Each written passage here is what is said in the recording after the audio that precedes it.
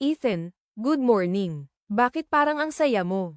Yes, Joy. Guess what? I just got a Sun Life life and health insurance policy. Really? Pero sabi nila you have to pay your life and health insurance in full bago mo magamit ito. Not at all, Joy. Let me explain. Life and health insurance offer more than just a lump sum after death. Kahit hindi pa fully paid ang term, may peace of mind ka na. Merong contract between the company and the client, both parties may obligations. Ano naman yung obligations?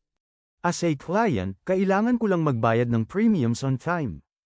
In return, kung may mangyari sa akin, like if I'm diagnosed with a critical illness, the company provides a lump sum for medical expenses and to support my family. All this kahit ongoing pa ang payments.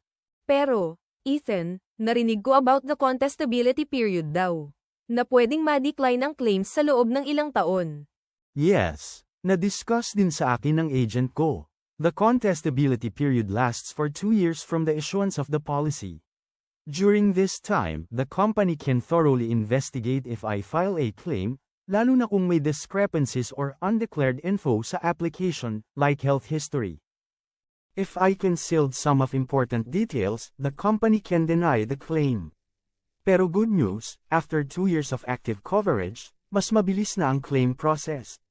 Pero tandaan, kung maglaps ang plan at you want to reinstate or reactivate, mag-restart ulit ang contestability period.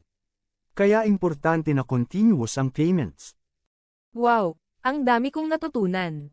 So, crucial pala talaga ang continuous na bayad para di masayang ang coverage at masiguradong smooth ang claims. Ethan, nakita ko dito sa policy mo, may nakalagay na waiting period para sa critical illness and hospital income benefit. Ano ibig sabihin nun?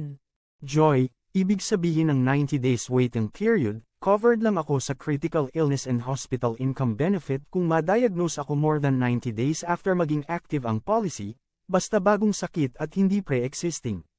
Pero not bad, di ba 3 months pa lang ang plan bagong-bago pero covered agad ako. Kaya maganda mag-avail talaga early para mabilis malagpasan ang waiting period. One more question, ano naman ang interim insurance? Ang interim insurance ay isang temporary coverage na nagbibigay proteksyon sa insurance applicant habang hinihintay ang official approval ng kanilang life insurance policy. Sa madaling salita, kahit hindi pa approved ang application mo, may temporary active life insurance ka na agad. Ang galing pala, ngayon ko lang naintindihan. Ethan, pwede mo ba akong makonect sa Sun Life agent mo? Gusto ko rin ng ganitong coverage and peace of mind. Sure, Joy. I'll give you her calling card para ma-discuss you further. With the right knowledge and the right plan, peace of mind is within reach. Secure your future today. Get insured now.